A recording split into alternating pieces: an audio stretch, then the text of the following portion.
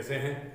उम्मीद आप अपने निवास स्थान के ऊपर स्वस्थ और मस्त होंगे और एंजॉय कर रहे होंगे अपने प्रतियोगी परीक्षाओं की तैयारी को लेकर। मेरे द्वारा जो सूचना दी जा रही है उसका सदुपयोग उठाइए, उसको प्रैक्टिस में लीजिए, लिख के उसको याद कीजिए। आज एक नया टॉपिक लेके आते हैं। प्रतियोगी परीक्षाओं के अंदर बहुत ही सदाबहार और ज्ञान की दृष्टि से भी विद्यार्थियों के लिए बड़ा महत्वपूर्ण है। उसके लिए हमेशा क्वेश्चंस बनते रहते हैं, प्रतियोगी परीक्षा में आता रहता है इसको लेके क्वेश्चन। हर एक एग्जाम में चाहे छोटा हो या बड़ा हो उससे संबंधित कुछ सवाल पूछे जाते हैं। क्या है, आइए करते हैं उसकी बात। लोकसभा अध्यक्ष, हम लोग बात करने वाले हैं लोकसभा अध्यक्ष की। लोकसभा एक अध्यक्ष का एक ऐसा पद है संवैधानिक व्यवस्था के अंदर जो पूरे शासन को संचालित करवाता है। लोकसभा के अंदर जो लोकसभा सदन है, हमने जाना था, देखो क्या जाना हमने जाना कि संसद होता है।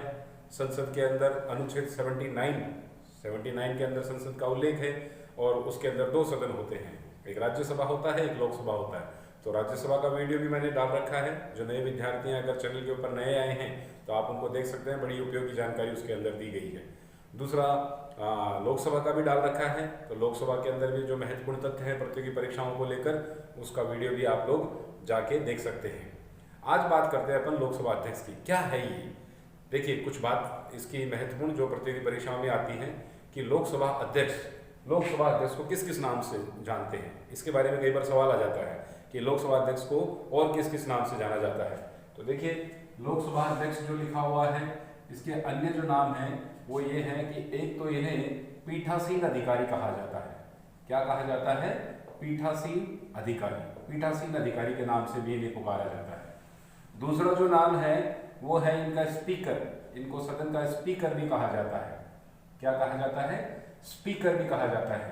तो लोकसभा अध्यक्ष को लोकसभा अध्यक्ष के नाम से भी जानते हैं, पीठासीन अधिकारी के नाम से भी जानते हैं और स्पीकर इसके नाम से भी जानते हैं।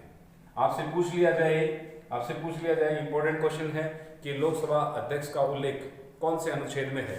तो ध्यान रखिएगा जो आर्टिकल 93 है, देखो वैसे 93 से लेके और 97 तक लोकसभा अध्यक्ष और उपाध्यक्ष का उल्लेख है। संविधान के अनुच्छेद 93 से लेके 97 तक लोकसभा अध्यक्ष और उपाध्यक्ष का उल्लेख किया गया है। उसमें से जो अनुच्छेद 93 है, 93 है, इसके तहत कहा गया है कि लोकसभा के अंदर एक अध्यक्ष होगा। इसके अंदर क्या कह रखा है कि लोकसभा के अंदर एक अध्यक्ष होगा और एक उपाध्यक्ष होगा जो कि लोकसभा में अपने साथियों के द्वारा, मतलब लोकसभा के जो सदस्य हैं उनके अंदर से चुना जाएगा। तो लोकसभा अध्यक्ष जो होता है, ध्यान रखिएगा कई बार क्वेश्चन पूछ लिया जाता है कि लोकसभा अध्यक्ष किस नाम की शपथ लेता है। जी हाँ, मैं पूछ रहा हूं आप लोगों से कि लोकसभा अध्यक्ष किस नाम की शपथ लेता है। तो ध्यान रखिएगा लोकसभा अध्यक्ष कभी भी लोकसभा अध्यक्ष के नाम की शपथ नहीं लेता है, वो एक साधारण सांसद के नाम की शपथ लेता है। किसकी शपथ लेता है? सांसद के तौर के ऊपर शपथ लेता है। जितने भी लोकसभा के अंदर उम्मीदवार जीत के आते हैं वो सारे के सारे सांसद के नाम की शपथ लेते हैं और उनमें से एक लोकसभा अध्यक्ष भी होता है। तो लोकसभा अध्यक्ष हमेशा किसके नाम की शपथ लेता है?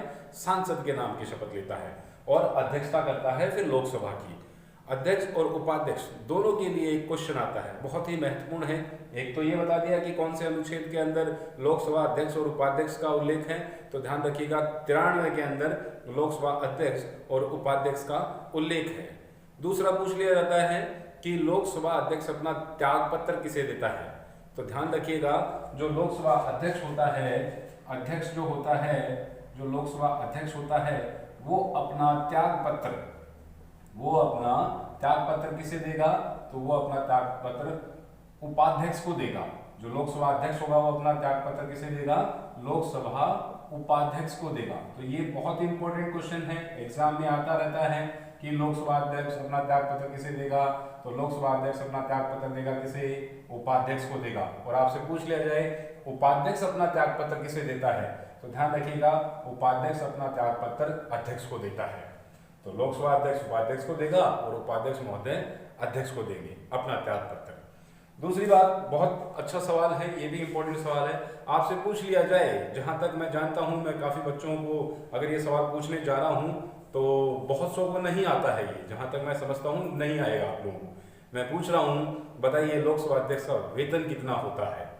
जी हाँ, लोकसभा अध्यक्ष का वेतन कितना होता है? फटाक से बताइए बताइए बताइए। आया? नहीं आया ना? नहीं आया। सुनिए, देखो, लोकसभा अध्यक्ष का वेतन कितना होता है? तो लोकसभा अध्यक्ष का जो वेतन होता है वो 4 लाख रुपए होता है। लोकसभा अध्यक्ष का वेतन कितना होता है? 4 लाख रुपए होता है।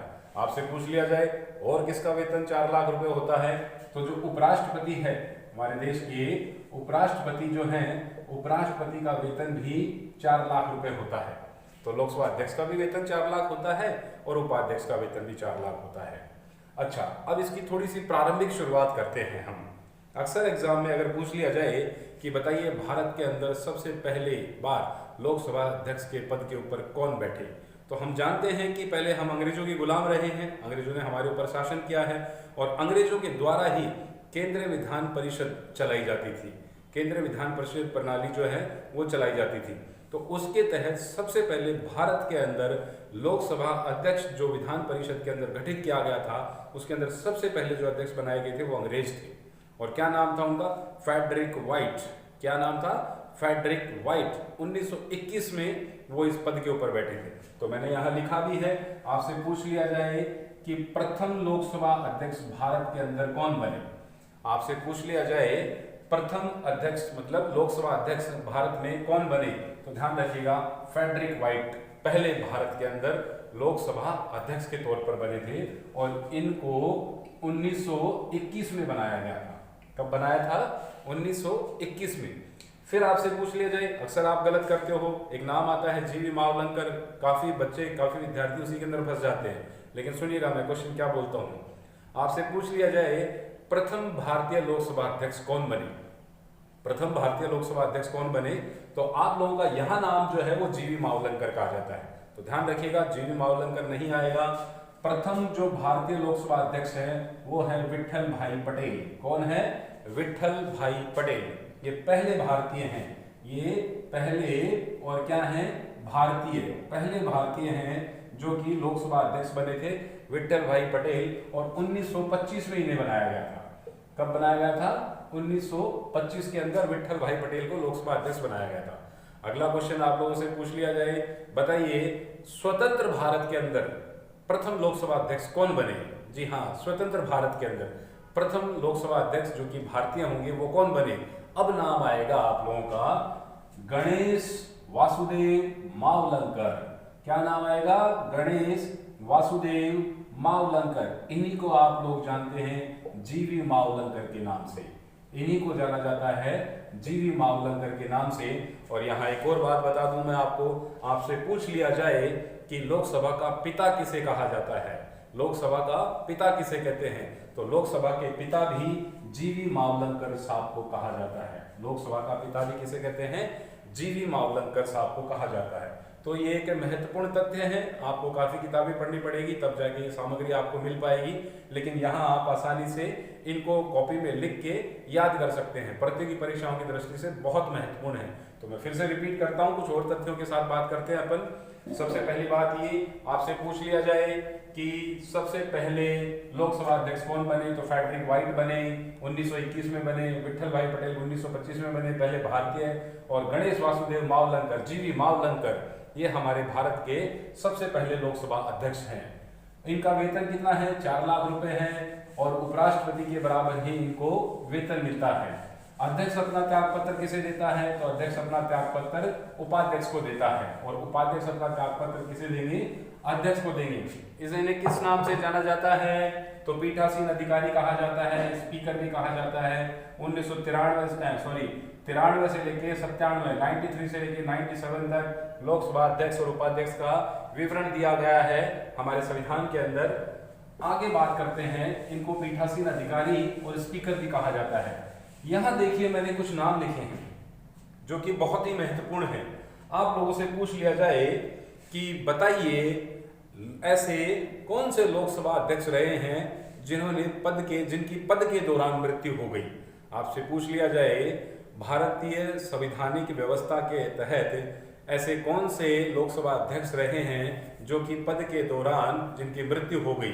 तो देखिए यहाँ पर जीवी मावलंकर साहब। जीवी मावलंकर साहब के बहुत सारे क्वेश्चन बनते हैं। जैसे अपन ने देखा, प्रथम स्वतंत्र भारत के पहले लोकसभा अध्यक्ष हैं, और लोकसभा अध्यक्ष का मतलब लोकसभा का पिता भी नहीं कहा जाता है।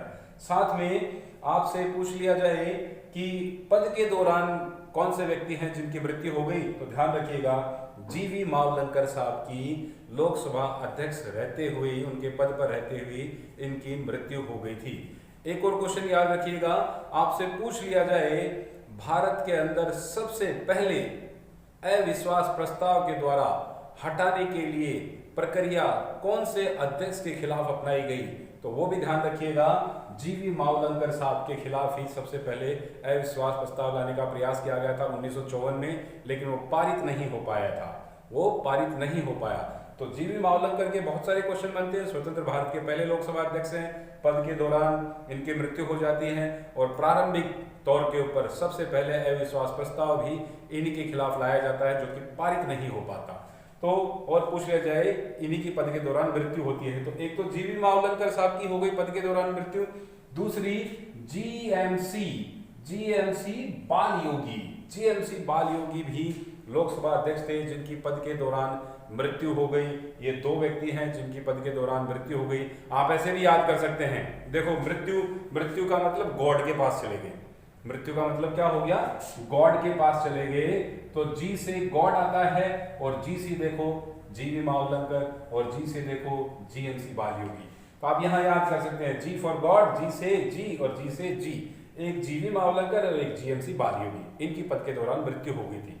दूसरा आप लोगों से पूछ लिया जाए कि बताइए भारतीय व्यवस्था के अंदर, लोकसभा के अंदर ऐसे कौन से व्यक्ति हैं जिन्होंने अपने पद से त्याग पत्र दिया लोकसभा अध्यक्ष के तौर पर, जिन्होंने लोकसभा अध्यक्ष के पद से त्याग पत्र दिया। तो देखिए दो व्यक्ति हैं जिन्होंने अपने पद से त्याग पत्र दिया था, एक तो है संजीव रेड्डी, जिन्होंने अपने पद पर रहते हुए लोकसभा के अंदर त्याग पत्र दिया। ये कौन सी लोकसभा में थे, चौथी लोकसभा के अंदर थे, ये चौथी लोकसभा के अध्यक्ष थे, इन्होंने पद पर रहते हुए लोकसभा से त्याग पत्र दे दिया था। अगला पूछ लिया जाए और कौन है इनके अलावा, ऑप्शन में आ जाए तो गुरुदयाल सिंह ढिल्लो साहब ढीले हो गए थे, है ना, ढिल्लो साहब ढीले हो गए थे, इसलिए उन्होंने अपना त्याग पत्र दे दिया। तो दूसरे जो है त्याग पत्र देने वाले वो गुरुदयाल सिंह ढिल्लो हैं। ये कौन सी लोकसभा के थे, तो ये पांचवी लोकसभा के थे। तो पांचवी लोकसभा के गुरुदयाल सिंह ढिल्लो साहब थे जो लोकसभा अध्यक्ष थे, इन्होंने त्याग पत्र दे दिया था। और चौथी लोकसभा के अंदर संजीव रेड्डी थे, इन्होंने भी त्याग पत्र दे दिया था। इसके अलावा और लोकसभा अध्यक्ष के बारे में क्या बातें हैं, बहुत सी बातें हैं इनके अलावा। जैसे लोकसभा अध्यक्ष हमेशा कब तक अपने पद पर बना रहेगा, ये क्वेश्चन पूछा जाता है। लोकसभा अध्यक्ष का कार्यकाल कितना होता है, तो देखिए लोकसभा अध्यक्ष का अगर कार्यकाल पूछा जाए, तो कार्यकाल इनका पूछा जाए तो आप जानते हैं लोकसभा का अधिकतम कार्यकाल वैसे 5 वर्ष का होता है। अगर ऑप्शन में 5 वर्ष दे दिया जाए तो इसे टिक कर दीजिएगा आप लोग, अदरवाइज ये नहीं लिखा रहे तो ध्यान रखना लोकसभा अध्यक्ष कभी भी जब लोकसभा भंग हो जाती है तो त्यागपत्र नहीं देते हैं। लोकसभा अध्यक्ष कभी भी जब कोई लोकसभा भंग हो जाती है तो त्यागपत्र नहीं देते हैं। इनके बारे में हमारे संविधान में लिखा गया है कि लोकसभा अध्यक्ष का कार्यकाल जब तक रहेगा, ध्यान से सुनिएगा मेरी बात, मैं क्या बोल रहा हूं, लोकसभा अध्यक्ष का कार्यकाल तब तक रहेगा जब तक नई लोकसभा गठित नहीं हो जाती और नई लोकसभा का प्रथम अधिवेशन नहीं हो जाता। तो साधारण शब्दों में कहूं, लोकसभा अध्यक्ष का कार्यकाल होता है जब तक नई लोकसभा का प्रथम अधिवेशन नहीं होता। तो नई लोकसभा के प्रथम अधिवेशन तक लोकसभा अध्यक्ष बने रहते हैं, उसके बाद में नए लोकसभा अध्यक्ष आ जाते हैं और उनका चुनाव करवा के और फिर ये दर्शक दीर्घा में बैठ जाते हैं। अच्छा, ये रोचक तथ्य है, जब एक नए लोकसभा अध्यक्ष का चुनाव होता है उस दौरान पुराने लोकसभा अध्यक्ष सभा के अंदर मौजूद रहते हैं और जैसे ही नए लोकसभा अध्यक्ष की नियुक्ति हो जाती है तो पुराने वाले लोकसभा अध्यक्ष वहां से उठ के और जो दर्शक दीर्घा है लोकसभा के अंदर उसके अंदर जाके अपना स्थान ग्रहण करते हैं। तो ये भी एक थोड़ी जानकारी की बात है, आपको पता नहीं वैसे भी काम आ जाए, नॉलेज के लिए काम आ जाए। आगे बढ़ते हैं कि जो लोकसभा अध्यक्ष हैं इनको साहब जैसे बता दिया आप लोगों ने कि इनकी नियुक्ति 5 वर्ष तक नहीं, जब तक नई लोकसभा गठित नहीं हो जाती तब तक होती है। इनको विशेष क्या महत्वपूर्ण शक्तियां मिली हुई हैं, तो जैसा बिल्कुल मिली हुई है। जैसे विधेयक के मामले में बात करते हैं अपन लोग, विधेयक के मामले में कौन सा विधेयक? धन विधेयक। कौन सा विधेयक के बारे में बात करें? धन विधेयक के बारे में बात करते हैं। धन विधेयक क्या है? तो धन विधेयक एक तरीके से आप यूं समझ सकते हैं, धन विधेयक बजट है। जो बजट होता है मतलब आंकड़ों का, जो आंकड़े होते हैं, आंकड़ों से जब किसी चीज को प्रदर्शित किया जाता है वित्त के लेखे जोखों को, उसे धन विधेयक कहते हैं। एक सरकार का एक वर्ष का आर्थिक तौर के ऊपर प्रस्तुत किया गया लोक लेखा या आंकड़े संबंधित जो दस्तावेज हैं वो बजट के रूप में प्रचारित किए जाते हैं और उसे ही हम लोग बजट की संज्ञा देते हैं। तो वो धन विधेयक के रूप में जाना जाता है। आपसे पूछ लिया जाए धन विधेयक को प्रमाणित कौन करता है, तो वेरी इंपॉर्टेंट क्वेश्चन है। धन विधेयक को प्रमाणित हमेशा लोकसभा अध्यक्ष करते हैं। तो लोकसभा अध्यक्ष के द्वारा ही धन विधेयक को प्रमाणित किया जाता है। और धन विधेयक का उल्लेख या इसकी परिभाषा अनुच्छेद 110 में बताई गई है। धन विधेयक की परिभाषा अनुच्छेद 110 के अंदर बताई गई है, जिसके तहत लोकसभा अध्यक्ष धन विधेयक को प्रमाणित करते हैं। आगे बात करें अपन और क्या है, तो धन विधेयक की तो है ही, इसके अलावा कोई भी दल बदल से संबंधित जो प्रावधान है, दल बदल से संबंधित अगर कोई भी किसी भी प्रकार की कार्रवाई की जाएगी सदन के अंदर, तो उसका संचालन लोकसभा अध्यक्ष के द्वारा ही किया जाएगा। लोकसभा अध्यक्ष ही उसके ऊपर अंतिम फैसला लेंगे। जैसे कोई व्यक्ति किसी पार्टी को छोड़कर दूसरी पार्टी के अंदर शामिल हो जाता है तो अनायास ही उसने अपने दल को बदल लिया है, उसके ऊपर अगर कार्रवाई की जाएगी तो वो लोकसभा अध्यक्ष के द्वारा ही की जाएगी। सेम स्थिति इस प्रकार की हमारे विधानसभा अध्यक्ष की भी होती है। विधानसभा अध्यक्ष का जो रोल होता है वही लोकसभा अध्यक्ष का होता है। तो दल बदल से संबंधित, जैसे मैं बताऊं, पिछली बार राजस्थान के अंदर जो कांग्रेस गवर्नमेंट थी उसके अंदर बसपा के उम्मीदवार छोड़कर कांग्रेस में आ गए थे। याद होगा आप लोगों को, अगर आपने पढ़ा है कहीं पर भी इस बात को, कि राजस्थान के अंदर जो कांग्रेस पार्टी थी उसके अंदर बसपा के 6 उम्मीदवार कांग्रेस में मर्ज हो गए थे। उस बात को लेकर अंतिम फैसला विधानसभा अध्यक्ष को ही लेना था। वो बड़ा विवादास्पद है। प्रत्येक राज्य के अंदर ऐसी गतिविधियां होती रहती हैं, देश में भी होती है संसद के अंदर। और लोकसभा में जब इस प्रकार की कोई गतिविधियां होती हैं तो लोकसभा अध्यक्ष ही इसके ऊपर अंतिम फैसला ले सकते हैं। अंतिम फैसले से एक और क्वेश्चन बनता है, क्या बनता है? आपसे पूछ लिया जाए क्या लोकसभा अध्यक्ष को मत डालने का अधिकार होता है? लोकसभा अध्यक्ष मत का प्रयोग कर सकते हैं? आपसे पूछ लिया जाए क्या लोकसभा अध्यक्ष मत डाल सकते हैं क्या? तो ध्यान रखिएगा, लोकसभा अध्यक्ष अपने मत का प्रयोग नहीं करते। लोकसभा अध्यक्ष जो हैं वो अपने मत का प्रयोग नहीं करते, उनको मत डालने का अधिकार नहीं है। लेकिन हाँ, अगर स्थिति निर्णायक हो, अगर स्थिति मतलब बराबर की हो, तो निर्णायक मत डालने का लोकसभा अध्यक्ष को अधिकार है। तो कहने का मतलब मत नहीं डाल सकते, लेकिन निर्णायक, कौन सा? निर्णायक मत डालने का अधिकार है। और इसका उल्लेख अनुच्छेद 101 के अंदर है। लोकसभा अध्यक्ष, मान लीजिए कहीं पर 200 मत हैं और 100 डाल दिए, 100 इधर डाल दिए, 100 इधर डाल दिए, 100 ने कह दिया यस, 100 ने कह दिया नो, तो अब स्थिति बराबर हो गई। ऐसी स्थिति में निर्णायक मत लोकसभा अध्यक्ष के द्वारा डाला जाएगा और वही फाइनल फैसला करेगा। इस बात का उल्लेख अनुच्छेद 101 के अंदर बताया गया है। तो ये भी एक महत्वपूर्ण बात है, जानकारी है जो आपको पता होनी चाहिए। इसके अलावा लोकसभा अध्यक्ष के बारे में और क्या जानकारी है? तो लोकसभा अध्यक्ष के बारे में बता दिया कि एक तो ये सांसद के रूप में शपथ नहीं लेते हैं, एक ही धन विधेयक को प्रमाणित करते हैं, एक इनके द्वारा जो भी सदन होता है, जो लोकसभा सदन होता है, इनके द्वारा ही संचालित किया जाता है। लोकसभा सदन के अंदर किसी व्यक्ति को कितना बोला जाएगा, किसी व्यक्ति के द्वारा अनुशासनात्मक कार्रवाई किस प्रकार से की जाएगी, ये सारी व्यवस्थाएं लोकसभा के अंदर लोकसभा अध्यक्ष के द्वारा ही तय की जाती है। अच्छा, आप लोगों से एक और इंपॉर्टेंट लोकसभा अध्यक्ष का क्वेश्चन बनता है कि अगर मान लीजिए सरकार में ऐसी स्थिति बन जाए कि कोई विधेयक सदन में रखा जाए, लोकसभा के अंदर उसको पारित किया जाए और राज्यसभा उसे अस्वीकार कर दे, या राज्यसभा में रखा जाए और लोकसभा उसे अस्वीकार कर दे, ऐसी स्थिति में उस विधेयक को लागू करने के लिए या कानून बनाने के लिए एक संयुक्त अधिवेशन होता है, जिसको कई बार आप बुक्स के अंदर संयुक्त बैठक भी सुनते हैं।